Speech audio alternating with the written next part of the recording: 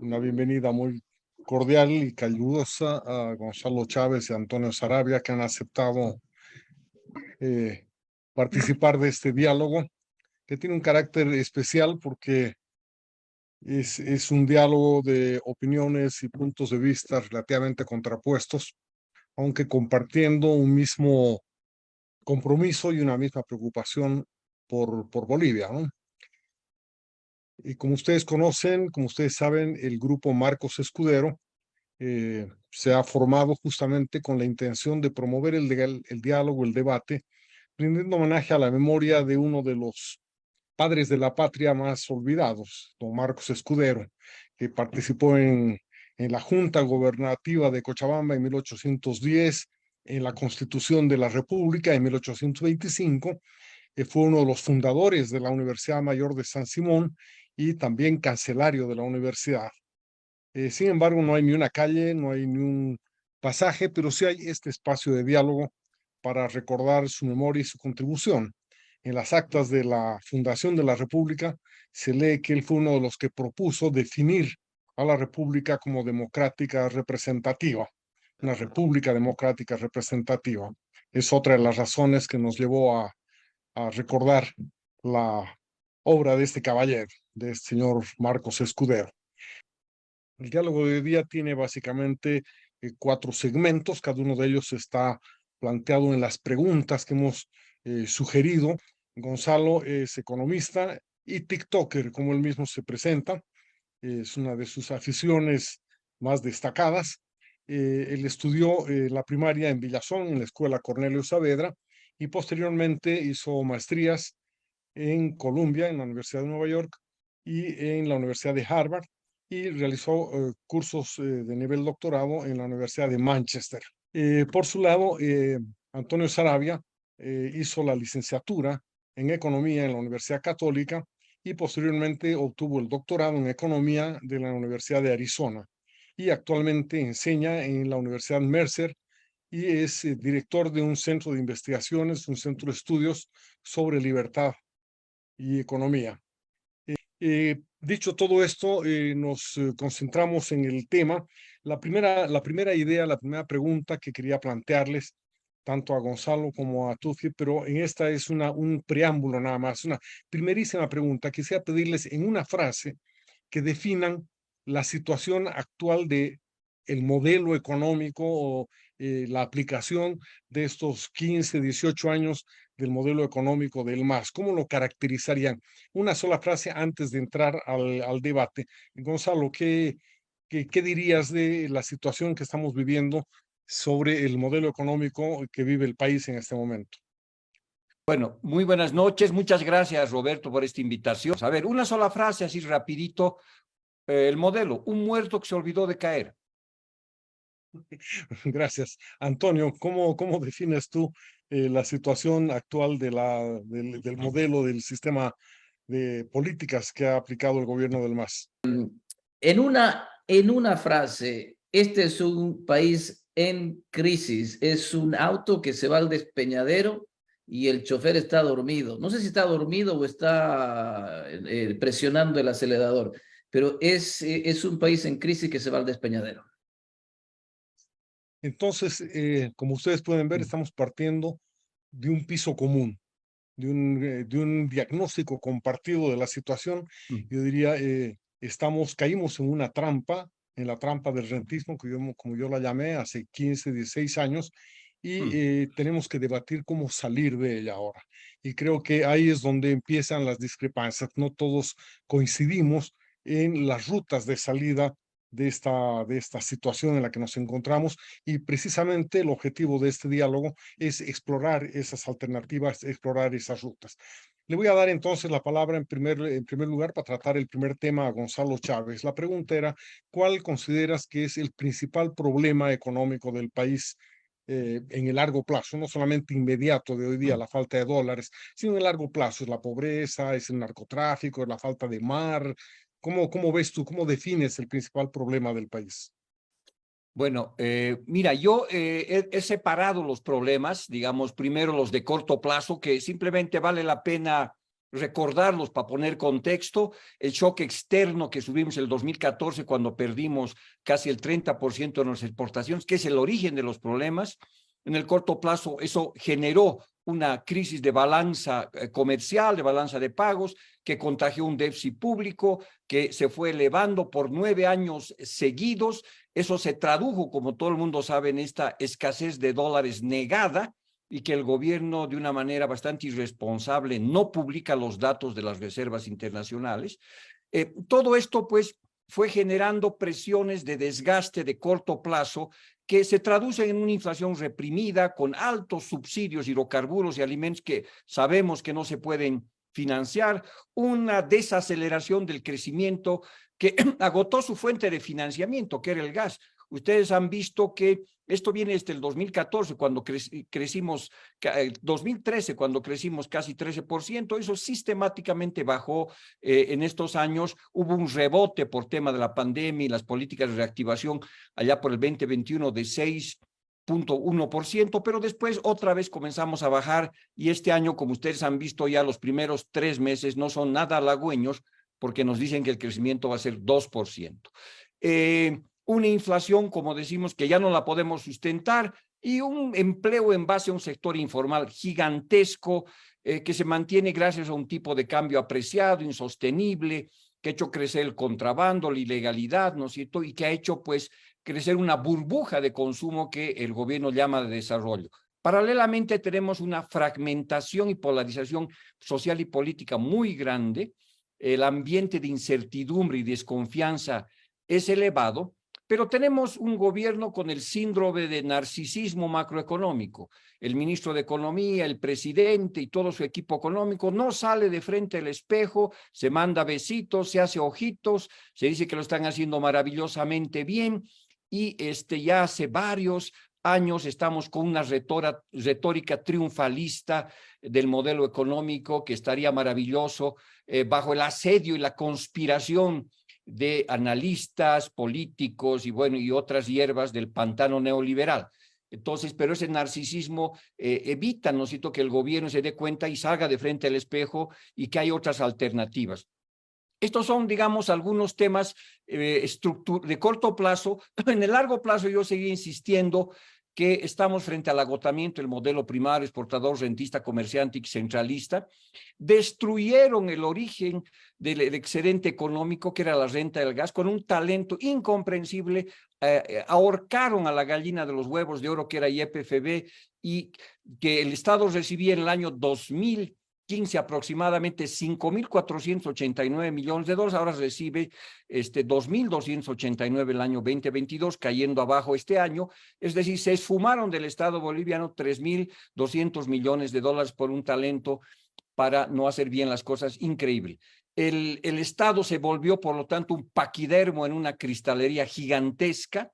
No hubo diversificación productiva, la industrialización es una propaganda, no marcha, no va a dar, ambas son ficciones ideológicas. El gas está haciendo gas, tiene sus efectos sobre las finanzas públicas y la captación de divisas. Hay una enorme crisis del modelo capitalista de amiguetes, que se formó, que naufraga en un mar de informalidad. Es la crisis del viejo extractivismo, el populismo rentista, ¿no? Y obviamente con la depredación que esto tiene del medio ambiente. Así, en telegrama, esa sería mi primera, lectura, y simplemente para terminar diría que sí hay soluciones, porque uno de los temas también que hace parte del narcisismo macroeconómico del gobierno es decir, no hay nada más allá de mi modelo, este es el fin de la historia por el lado de la izquierda, lo cual no es cierto.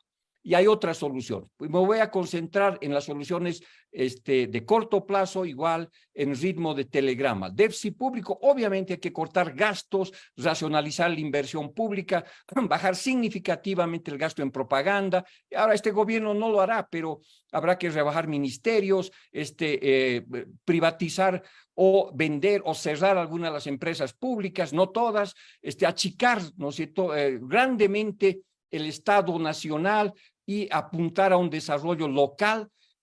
Habría que buscar un pacto fiscal con los presupuestos plurianuales, habría que buscar una ley de responsabilidad fiscal con techos y controles, recuperar la independencia del Banco Central. En los ingresos creo que En el corto y el mediano plazo debemos enfrentar una reforma tributaria. Los nuevos ricos del modelo tienen que pagar impuestos.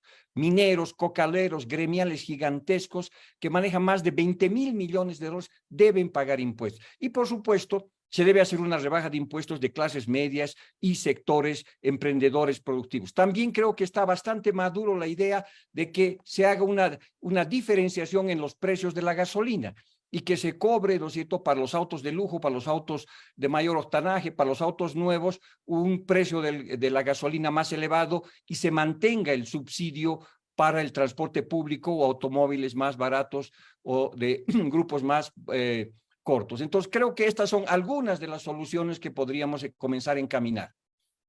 Gracias, Gonzalo. Pasó un minutito del tiempo, pero no hay problema. Antonio Sarabia, da la impresión de que la propuesta de Gonzalo está centrada sobre todo en que el problema principal es de gestión pública, de un mal gobierno, de un gobierno que no ha sido capaz de aprovechar las oportunidades. Queremos escucharte ahora. ¿Cuál consideras tú que es el principal problema del país? Bueno, pues vamos a hacerle honor a la charla que tenemos hoy día y hacer de esto un debate porque ya tenemos la primera discrepancia, ¿no? Gonzalo decía, el problema del país se originó en el 2014, cuando cae el boom de los precios. En realidad, este es el agotamiento del modelo, que era el modelo extractivista, nos entraba mucha plata hasta el 2014, a partir de ahí se nos acaba la plata y tiene toda la razón. Dice que el gobierno ha mostrado un talento impresionante en despilfarrar todo y eso es completamente cierto. Pero a mí me parece que esos son síntomas del problema mayor. Si la pregunta es, ¿cuál es el principal problema económico de Bolivia? La respuesta es estatismo. La respuesta es una mentalidad, un modelo en que el Estado se apropia la responsabilidad de ser la punta del desarrollo y deja al individuo al margen. Ese es el problema fundamental económico de Bolivia. Por ese problema es que surgen las cosas que acaba de describir Gonzalo. Que le metemos a una empresa pública que vende gas y claro, cuando los precios son buenos no va bien y el gobierno gasta a manos llenas y hace cosas. Cuando se nos cae la plata porque los precios internacionales, bueno, el gobierno no tiene plata y recurre a déficit y recurre a deuda, etcétera, y se nos acaban las reservas internacionales. Pero fíjense que todo parte de que el Estado es el que decide qué hacer, cómo hacer y para quién hacer. Ese es el fundamental problema. En una palabra, si tú tienes estatismo, si tu Estado es grande, si él se apropia la responsabilidad del desarrollo, pues entonces no tienes libertad económica. Y la libertad económica nuestra está por los suelos. En el último índice de Heritage Foundation, vas a ver que estamos en el puesto 167 de 176 países. Entonces, no importa si traes a ángeles a que se hagan cargo del gobierno, los más técnicos, los mejores economistas, que muchos de esos están aquí hoy día en la sala, los llevas a manejar esto, no va a pasar nada porque sigues bajo una ideología, una idea de que el Estado debe seguir haciendo las cosas.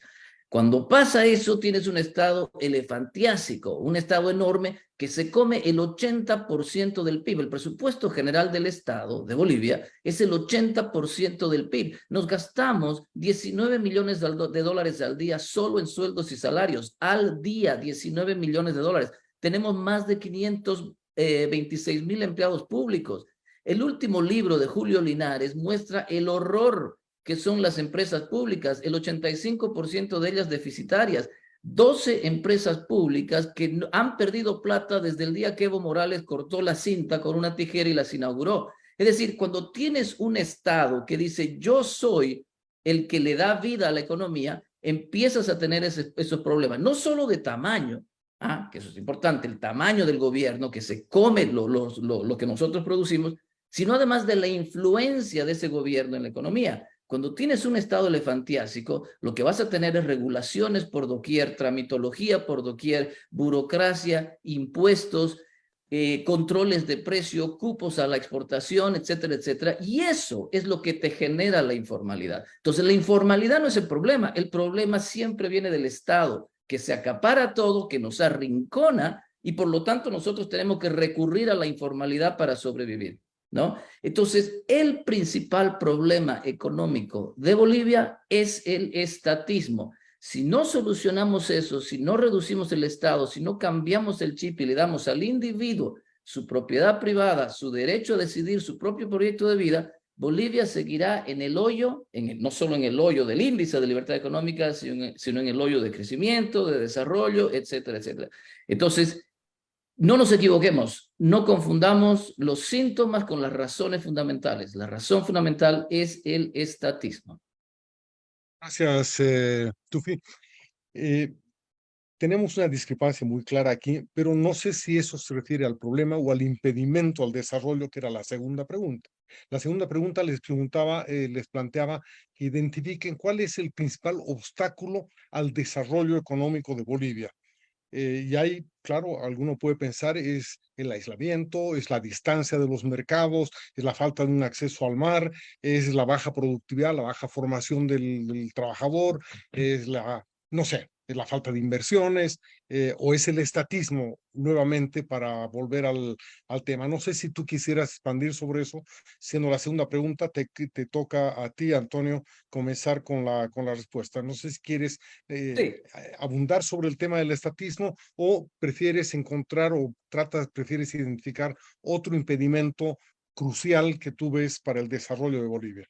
No, ese es el único impedimento. Ese siempre ha sido el impedimento, no solamente para Bolivia, pero sino para cualquier país que tú agarres. ¿Cuál es el problema de este país? Es siempre el estatismo. No es la mediterraneidad, no es que no hayan recursos naturales, Japón no tiene recursos naturales. Es decir, el problema siempre es que unos gurús, una gente dice, yo me hago político y yo decido qué hacer por la sociedad, y ahí empezamos a tener problemas, ¿no? Entonces, lo que impide el desarrollo es el problema fundamental, y es el estatismo. Ahora, ojo, aquí hay que hacer una aclaración muy importante, porque si uno piensa en desarrollo, uno puede tentarse a decir el desarrollo es el objetivo, ¿no? El desarrollo de la sociedad es el objetivo primordial. Y si uno piensa de esa manera, entonces uno puede empezar, por ejemplo, a justificar políticas que en el largo plazo nos van a hacer daño. Por ejemplo, si uno considera que la generación de empleo es parte fundamental del desarrollo y el desarrollo es el objetivo fundamental, pues entonces uno puede decir, no importa si el gobierno tiene déficits, porque si esos déficits nos permiten generar empleo, pues le estamos dando al desarrollo y estamos haciendo lo que una sociedad quiere hacer, ¿no? No importa entonces que en algún momento, por ejemplo, el Banco Central imprima demasiado dinero. ¿Por qué? Porque eso nos rescata de una recesión, nos lleva al desarrollo, y como el desarrollo es el objetivo fundamental, entonces no importa. Ese es el gran problema del keynesianismo. El keynesianismo como propuesta, como escuela, tiene el problema de decir, vamos a apuntalar el crecimiento o el desarrollo a partir de gasto público, a partir de emisión monetaria. Y cuando se nos caiga la economía, no importa, porque venimos y expandimos el gasto o imprimimos dinero con tal de recuperar ese ciclo de negocios y movernos otra vez hacia la trenda, hacia la senda del PIB potencial, ¿no es cierto? Entonces, el problema del keynesianismo es que hace del desarrollo el objetivo principal, y por lo tanto comete errores que después lo tenemos que pagar caro en el futuro, porque alguien tiene que pagar esos déficits, porque la impresión monetaria te genera inflación, ¿no es cierto? Entonces vas viviendo en un mundo en que te haces adicto a la participación del gobierno para calibrar la economía, y eso te cuesta caro en el largo plazo. Por lo tanto, y termino con esto. No, Yo planteo tienes un que minuto más, espérame. En el minuto que te queda, en este minuto que te queda, ¿cuál sería el objetivo principal si no es el desarrollo? el objetivo principal es la libertad. Es la libertad del individuo. Porque si le das libertad al individuo, el individuo puede decidir qué hacer, no solamente qué hacer con su dinero, con sus esfuerzos, con sus recursos, sino que además le devuelves la dignidad. Y por eso la libertad es un objetivo no solo económico, sino moral. Le devuelves la dignidad de él decidir qué hacer y no ser sujeto a una prebenda, es al clientelismo de que el gobierno me va a dar algo y por lo tanto yo tengo que hacerle loas al gobierno, ¿no es cierto? Si le das libertad a la gente, además se ha comprobado, si tú ves el índice de libertad económica, empíricamente esto es, pero no lo puedes negar, ¿no es cierto? Los países con mayor libertad económica han logrado desarrollarse y sacar a gente de la pobreza, pero el objetivo es darle libertad. El desarrollo, el crecimiento económico es un subproducto de la libertad.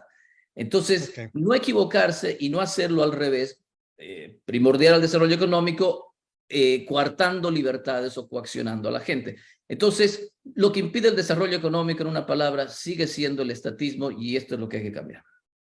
Gracias, Antonio. Ahora, Gonzalo, ha habido una identificación de que el problema no es tanto el gobierno como el Estado.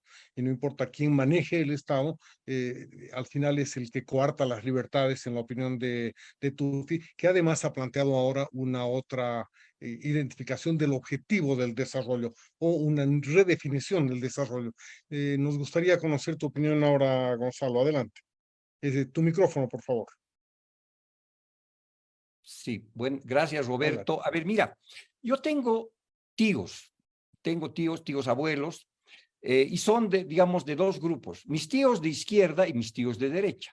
Entonces, toda vez que yo me encuentro con mis tíos de derecha, me dicen, ven, mi hijo, ven, yo te voy a decir cuál es el problema de Bolivia. ¿Sabes cuál es el problema de Bolivia? El estatismo, te dice, ¿no? Entonces, es wow, ¿cómo no nos dimos cuenta antes?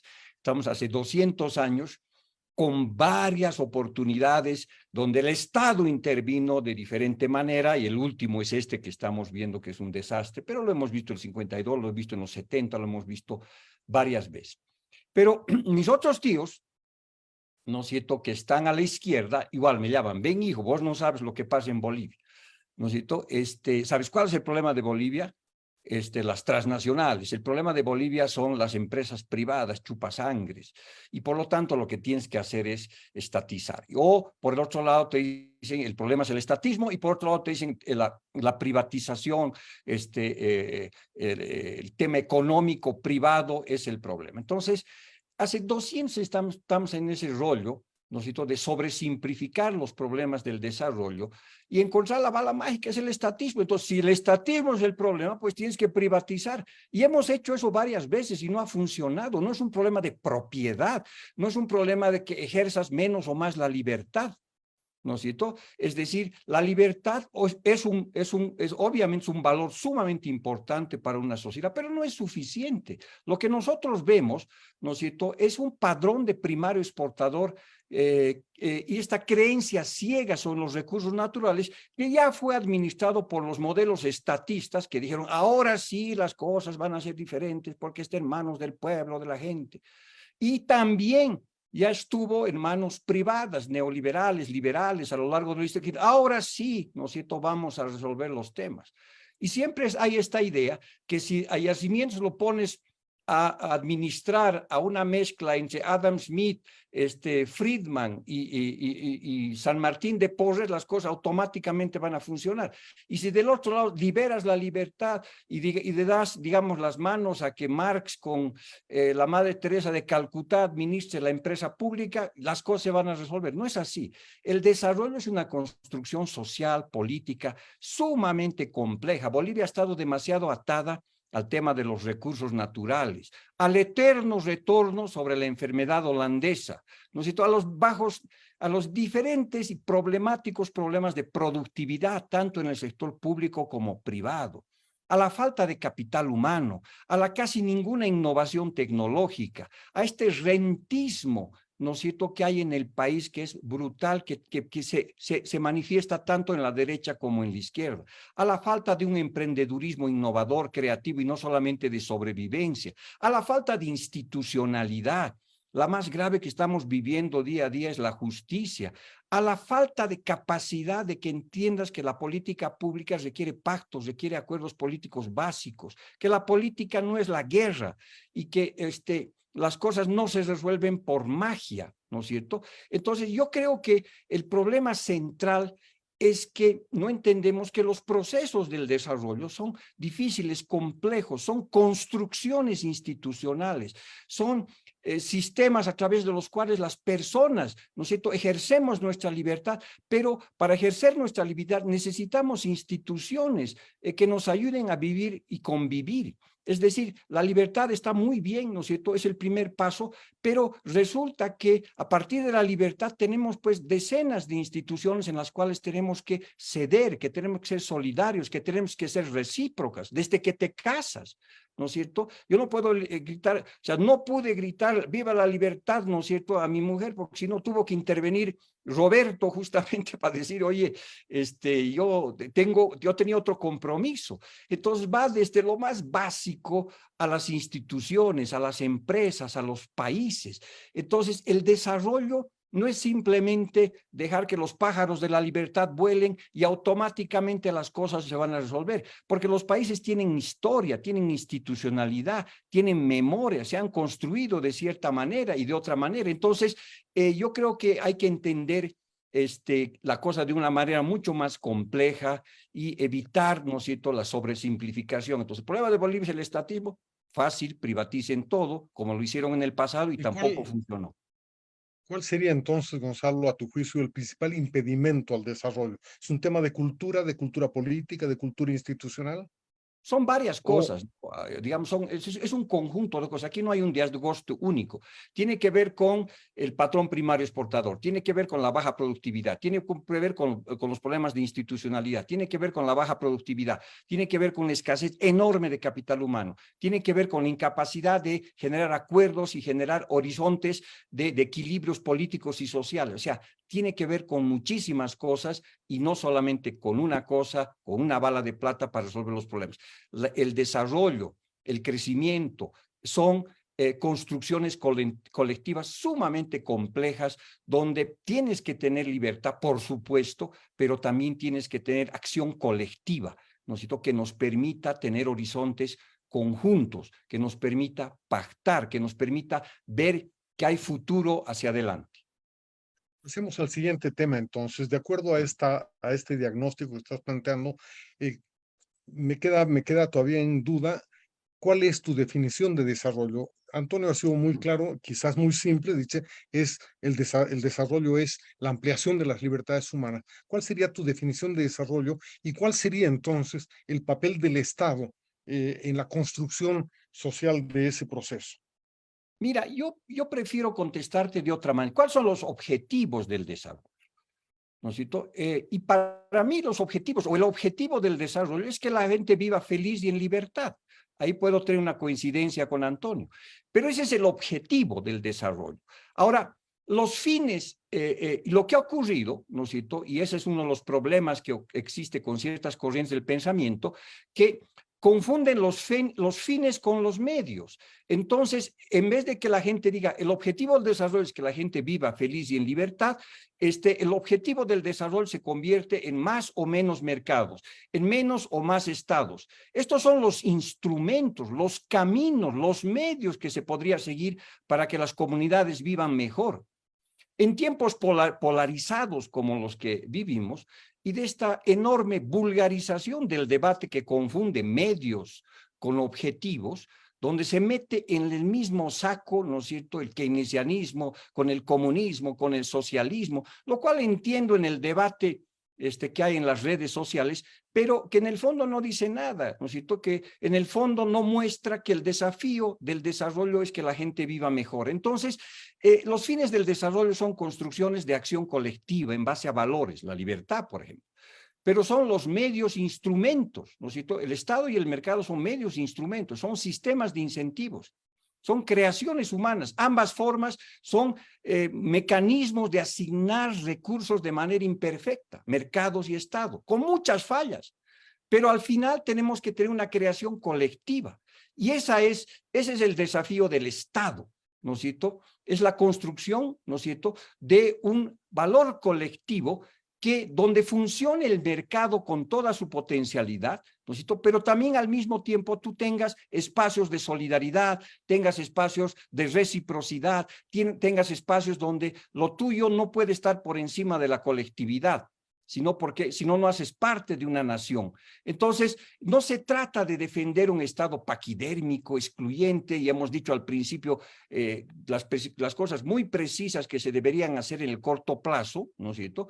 Pero de lo que se trata definitivamente es que un Estado que promueva la innovación, la tecnología, que no desplace al sector privado, que sea complementario, que apoye el desarrollo de los ecosistemas emprendedores, ¿no es cierto?, para alimentar los espíritus animales de los keynesianos, que abra la sendera de la innovación, es decir, el Estado tiene un papel central en el desarrollo, pero el sector privado también, ¿no es cierto? Y entonces esa complementariedad que existe en la práctica, porque en ninguna parte del planeta tú tienes un Estado mínimo, ¿no es cierto? Y un mercado funcionando espectacularmente. Tienes combinaciones y esas combinaciones dependen de muchísimas cosas, ¿no es cierto? Depende de muchísimas cosas. Y después, ya tal vez más adelante yo puedo hacer unas propuestas de cómo tiene que ser esto, pero definitivamente tenemos que salir de estas dicotomías falsas, mentirosas, que sobresimplifican las cosas, que entiendo que en el momento político puede ser interesante,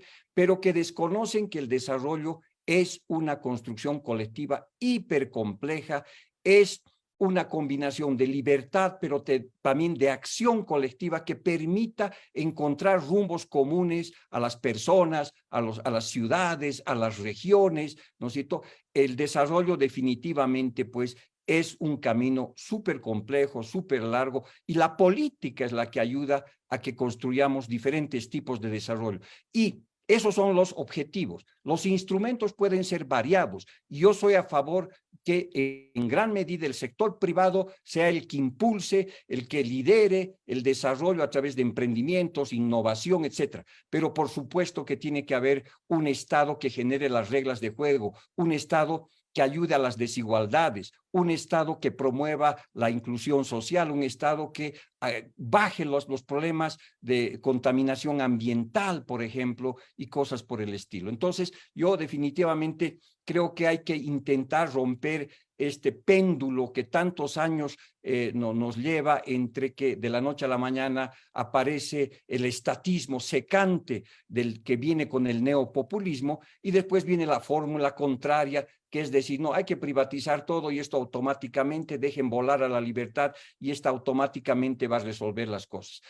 Lamentablemente eso puede ser un buen deseo, pero no es la realidad de los desafíos que tiene el desarrollo en diferentes países y en particular en Bolivia, que tiene que ver muchísimo con su stock de capital humano, ¿no? Gracias, Gonzalo.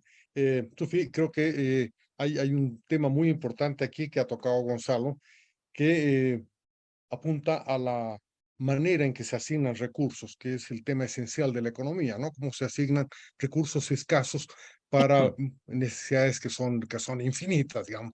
Y él ha planteado la posibilidad de que haya un equilibrio en los roles de Estado y mercado en esto. ¿Cuál crees tú que debería ser el rol del Estado en la economía? Al principio has dicho que es el principal obstáculo, pero ¿simplemente consideras que es un obstáculo o crees que puede tener algún rol positivo que jugar en una economía o en una sociedad? Pues claro que sí, claro que tiene un rol importantísimo, pero ese rol es acotado, es chico, es concentrado y ese rol es la protección de los derechos de propiedad. Punto. El Estado es importante, un Estado fuerte que proteja los derechos de propiedad de la gente. Porque, Gonzalo, la libertad solamente es posible y solamente conduce al desarrollo si está basado en fuertes instituciones que protejan los derechos de propiedad. Yo creo que ahí tú y yo no vamos a estar en desacuerdo. Las instituciones, esto he repetido eso varias veces, son importantísimas, pero cuando hablamos de instituciones estamos hablando del respeto a la propiedad privada, de que usted se levante en la mañana a trabajar y en la noche cobre su sueldo, que nadie se lleve su plata porque alguien quiere redistribuir, alivianar las desigualdades sociales, ni nada de esas cosas. Usted, si trabaja y recibe su sueldo, recibe el fruto de su esfuerzo. Cuando las instituciones protejan su propiedad privada, pues usted va a tener incentivos a trabajar. Y por eso es que la libertad genera desarrollo. Yo creo que aquí no hay que darle muchas vueltas, Gonzalo. Mira, Si vos ves el índice de libertad económica y ves a los países que están en el 25% arriba, Singapur es el primer país en libertad económica, seguido ahora este año por Suiza. ¿Ah? ¿Qué pasa en esos países? En esos países lo que generas es desarrollo. ¿Por qué? Porque la gente tiene la libertad, la propiedad privada asegurada, la seguridad jurídica, entonces tiene los incentivos a trabajar. Eso significa que el Estado solamente cumple un rol de proteger la propiedad privada. Esto no es sobresimplificación. Esto es simplemente ver la evidencia empírica, la evidencia histórica y ver qué países han generado riqueza y qué países no han generado riqueza. ¿Qué ha pasado con Chile cuando Chile se movió hacia la libertad económica? Que no será perfecta, pero se movieron hacia la libertad económica. ¿Qué pasó con Uruguay cuando se empezaron a mover hacia la libertad económica? ¿Qué pasa con Uruguay hoy? ¿Qué está pasando con Paraguay hoy, que están haciendo esfuerzos por moverse hacia la libertad económica? ¿No? ¿Qué pasó con Cuba? ¿Qué pasó con Corea del Norte? ¿Qué pasó con Argentina? ¿Qué pasó con Bolivia cuando decidieron bajar en el índice de libertad económica? Entonces, no es sobresimplificación, es darse cuenta de que el estatismo, un Estado grande, nos crea problemas no solamente por su tamaño, sino también por su influencia.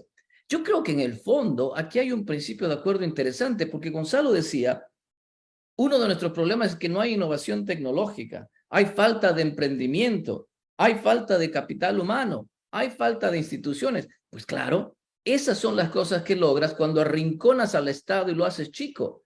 Porque no tenemos emprendimiento. ¿Por qué no tenemos emprendimiento, Gonzalo? Porque el Estado es enorme y genera un crowding out impresionante, número uno. Segundo, porque es tan enorme, tiene que justificar las pegas y se inventa trámites cada día, porque el Estado nos usa de clientes, ¿no es cierto? Porque no nos define la propiedad privada. El 85% de la economía nuestra es informal, porque no tenemos propiedad privada y al gobierno no le da la gana de rescatar esa propiedad privada que está sumergida, ¿no es cierto? Por la tramitología, por los cupos, por los controles de precio, etcétera. Entonces, no generas eso que tú has mencionado, la innovación tecnológica, el emprendimiento, por el estatismo, porque el Estado es enorme. Entonces, tenemos que entender que esto no es sobresimplificación, es simplemente ver la realidad histórica, la evidencia empírica.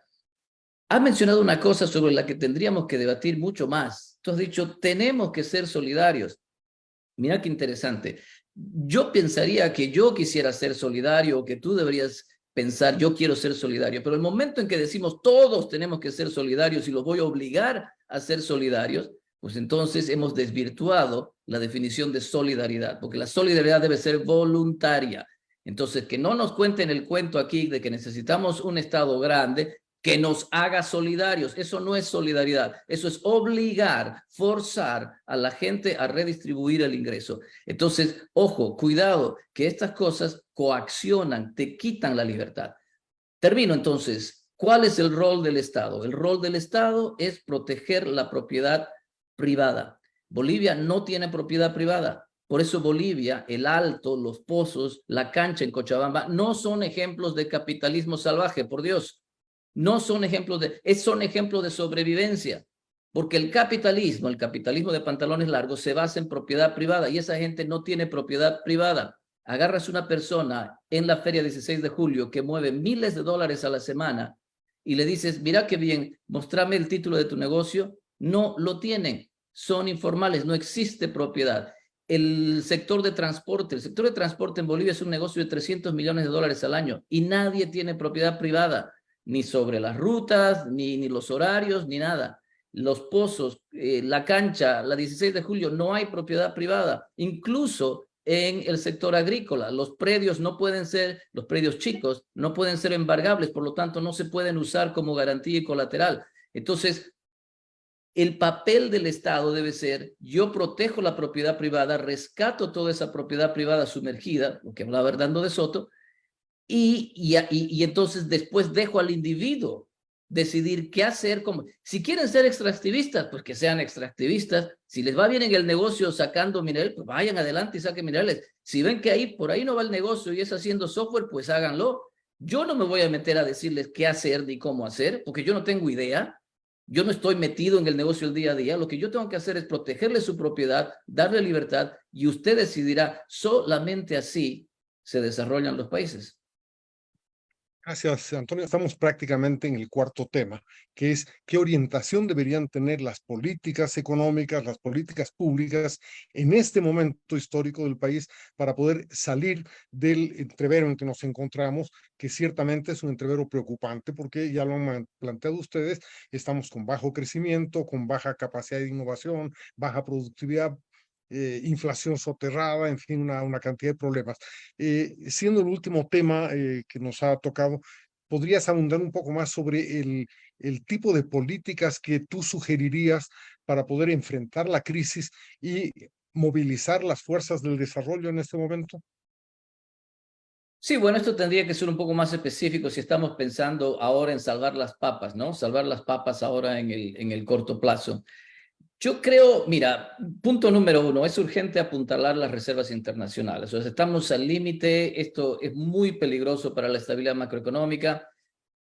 Hay que apuntalar las reservas internacionales, buscar alguna forma de generar un apoyo, yo creo que del fondo, pero sobre todo hay que apuntalar las reservas internacionales dejando de gastar, porque es así como nos dilapidamos las reservas internacionales, ¿no? Entonces, apuntalar las reservas internacionales, mantener el tipo de cambio fijo, muy importante para la estabilidad macro, reducir significativamente el gasto público y el tamaño del gobierno, listo, pues se acabó, no más subsidios, 1.700 millones de dólares al año, reducir el aparato estatal de 526,000 a ojalá 300,000, 250,000 empleados públicos, reducir el número de ministerios, eliminar todas esas empresas públicas o privatizar las que puedan, pero no creo que nadie quiera comprarse muchas veces, o alguien se quiere comprar Quipus acá. Nadie se quiere comprar Quipus o BOA. Entonces, eliminar esas empresas públicas, ¿no? En términos de reducir el tamaño del gobierno. Punto número 3, para mí, flexibilizar el mercado laboral. Es impresionante cuán difícil es contratar a alguien en el sector formal en Bolivia, porque le tienes que pagar beneficios sociales, aguinaldo, doble aguinaldo. Si lo quieres despedir, tienes que generar un justificativo de despido. Es decir, es una montaña contratar a alguien de forma formal. Por lo tanto, todos en Bolivia se han fijado, todos son consultores. ¿Por qué? Porque es la única forma que las empresas tienen de contratar temporalmente sin meterse en todos esos líos. Entonces, hay que flexibilizar el mercado laboral y eliminar todas estas cosas de doble aguinaldo, prestaciones, etcétera, y que simplemente se llegue a acuerdo entre empleador y empleado. Solamente así se va a poder generar empleo en el sector formal. Punto número 4, se deben eliminar cupos de exportación, controles de precios y otras regulaciones que ponen al empresario en camisa de fuerza, ¿no? Se deben eliminar impuestos. Aquí Gonzalo ha dicho que los ricos, estos nuevos, tienen que pagar impuestos. ¿No tendríamos que decir que nadie pague impuestos? Es decir, que no paguen ellos impuestos, tampoco paguen impuestos la clase media, ¿no? Etcétera, rebajarles a todos. Es decir, ¿por qué le vas a desear un mal a unos que no están pagando impuestos? ¿No es cierto? Es decir, redúcele a todo el mundo en vez de aumentar hacia arriba, reduce hacia, ¿no? O sea, en pareja hacia abajo. Debemos terminar, punto número 5, terminar con esa sinvergüenzura de nacionalizar las pensiones a través de la gestora. Eso tiene que volver al mercado. En el mediano plazo, esto sería punto número 6, obviamente tenemos que trabajar en seguridad jurídica, en respeto a los derechos de propiedad, porque institucionalmente eso es lo que necesitamos para hacer que la libertad genere desarrollo. Y me animo a decir, punto número 7, en el mediano y largo plazo tenemos que movernos hacia la privatización de la educación, la privatización de la salud, porque nadie en esta sala me va a convencer a mí de que la educación pública o la salud pública han sido buenas en algún momento de nuestra historia. Jamás lo han sido. Entonces, basta ya de que ponemos al MNR o ponemos al MAS o ponemos a Los Ángeles o a los demonios. La educación y la salud pública jamás han sido buenas. Tenemos que movernos hacia un sistema privado. Puedes apoyar eso con vouchers en un principio, pero es lo que hay que hacer. Entonces, digamos, si me preguntas así en frío, ¿qué políticas en el corto plazo? Yo tiraría esos 7 puntos. Gracias, Antonio.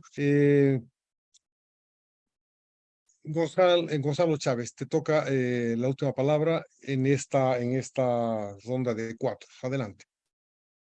Bueno, yo siempre me pregunto ¿cómo no se nos ocurrieron estas brillantes ideas de Antonio hace 200 años? o se nos ocurrieron y no nos hemos olvidado. No hemos privatizado todos los sectores en Bolivia, no hemos intentado la privatización de las empresas públicas, por ejemplo, o el sector universidades, por ejemplo, con los famosos vouchers. El sector universidades es privado, la mayoría. Y buena gente, mucha gente va al sector privado de universidades. ¿Es mejor la universidad por eso? No, no es un problema de demanda, de oferta. La salud y la educación son derechos públicos, son servicios públicos. Yo soy... Son derechos, entonces. Son derechos y son derechos, ¿no es cierto?, de la sociedad y deben ser públicos, ¿no es cierto? Yo he estudiado en la escuela Cornelio Saavedra y he llegado a donde he llegado. Puedo ser la excepción, pero las oportunidades tienen que ser normales, fijas para todo el mundo, ¿no es cierto? Entonces, este asunto digamos, de extremo de decir voy a privatizar la salud, ¿no? O voy a privatizar la educación, no entiende el mercado de la educación y el mercado de la salud, que tú sabes muy bien que tiene enormes fallas de mercado. ¿Cuál es un buen médico? ¿Cuál es un buen colegio? ¿Cuál es una buena universidad? ¿Cómo la gente sabe?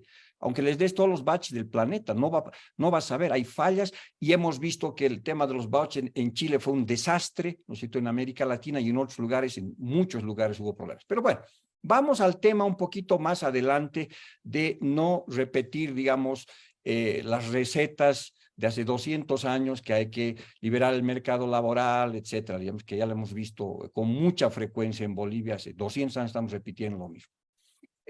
Yo quisiera, yo veo las oportunidades, pero en primer lugar yo creo que hay un nuevo hub, hay un nuevo territorio inteligente que está sobre nuestras cabezas y que debemos aprovecharlos. Creo que hay una oportunidad en la revolución de los servicios, turismo, gastronomía, cultura. Creo que hay que aprovechar la descarbonización que se está dando en las economías desarrolladas y la transición hacia energías verdes, ¿no es cierto?, para en gran medida que va a generar mucha demanda de minerales. Ya voy a decir qué podemos hacer. Creo que hay que aprovechar muy bien la demanda de alimentos que aumentará significativamente, especialmente de la China. Creo que hay que aprovechar la nueva guerra fría entre Estados Unidos y China, que está permitiendo que los países del occidente busquen zonas de inversión más seguras. Y ciertamente América Latina va a ser uno de los elementos centrales. Pero dicho esto, creo que, ¿no es cierto?, hacia adelante, la radicalidad no está en el instrumento, sino en el cambio de objetivo. Aquí tenemos que dar un shock de capital humano. El centro de la política pública tiene que ser la gente, la educación, lo mejor que tenemos nosotros. Colguemos espejos en todo Bolivia. Nos estoy diciendo, ¿qué es lo mejor que tenemos? No son los minerales, no es el gas natural, no es la soya, es la gente, somos nosotros. Entonces, el capital humano tiene que ser el centro de este nuevo modelo de desarrollo. Y para eso, ¿no es cierto?, creo que es fundamental aprovechar varias cosas que están pasando. En primer lugar, creo que el litio, la plata, el estaño y el cobre, que van a ser demandados por lo que es la electrificación que se está produciendo en varias partes del mundo por la transición energética, te brinda una nueva ventana de oportunidad. Pero estos minerales, litio, plata, etcétera, tiene que ser la última frontera extractivista y la primera y tiene que conectarte a la cuarta revolución industrial. Tenemos que generar clústeres tecnológicos en torno a los recursos naturales que todavía los vamos a manejar. Entonces, es fundamental. Yo veo a Bolivia, ¿no es cierto?, como un centro de distribución de energía barata, pero al mismo tiempo competitiva, como un centro donde se genere tecnología. El altiplano boliviano tiene que vender frío, tiene que vender energía, tiene que vender energía solar, tiene que vender energía eólica. Hace muchos años alguien vio Bolivia como un centro, un hub de distribución de redes, ¿no es cierto?, de gas. Ahora debíamos ver como un hub tecnológico, y esa oportunidad está en el litio, está en la plata, porque el litio y plata se va a necesitar para la cuarta y quinta revolución industrial. Entonces, el desafío está en entender que ya Bolivia no está al lado de Chile, Perú, Argentina, sino que puede estar al lado de la China, que puede estar al lado de Estados Unidos. En el ciberespacio las cosas han cambiado. Hay un nuevo territorio inteligente. Ahí tenemos que apostar, tenemos que sembrar el altiplano boliviano de servidores, ¿no es cierto? Que venga Amazon, que venga Google, ¿no es cierto? Para que a partir de la energía barata, a partir de que puedan bajar sus costos en refrigeración, podamos crear clústeres tecnológicos. Es decir, esta nueva oportunidad que se está produciendo nuevamente con los minerales, hay que conectarlo a la cuarta revolución industrial. Por supuesto, el otro elemento clave tiene que ver definitivamente con la revolución que se está produciendo en Santa Cruz, en base al sector privado, que debe seguir siendo impulsado, que debe ser empujado, ¿no? Y tiene que ver con la producción de alimentos, tiene que ver con la producción de soya, de carne de vaca, ¿no? Que tiene que ver con inclusive la madera. Eso es infinito, pero eso otra vez tenemos que conectar ese extractivismo con la cuarta revolución industrial que tenga que ver con biotecnología y que tenga que ver con otros elementos de ese tipo. Por lo tanto, hay que dar saltos cuánticos entre las revoluciones industriales y no solamente como hace este gobierno, quedarse en la primera revolución industrial, hay que saltar a la cuarta revolución industrial y ahí están las oportunidades. Por otra parte, creo que es fundamental la revolución en los servicios. Bolivia tiene en temas de turismo una gran oportunidad, pero hay que juntar el turismo con la gastronomía, con la cultura, con la energía, ¿no es cierto? Con la arquitectura, con la historia, con todas esas cosas. Entonces, al mismo tiempo que estás haciendo las transformaciones mencionadas, es absolutamente necesario, ¿no es cierto?, crear estos conglomerados de economía creativa, porque en Potosí, en Oruro, en Sucre, tú tienes elementos maravillosos para hacer esto. Lo radical, por lo tanto, para terminar, un minutito.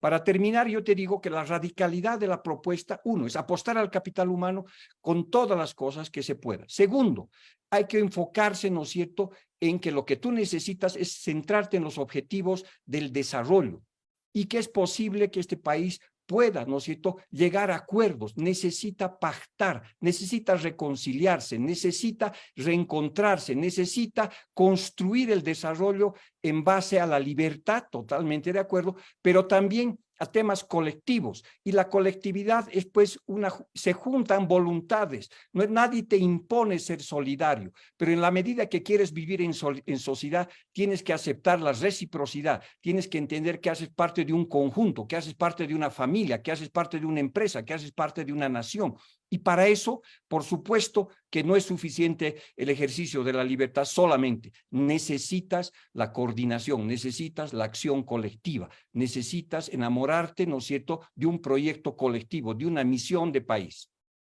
Gracias, Gonzalo.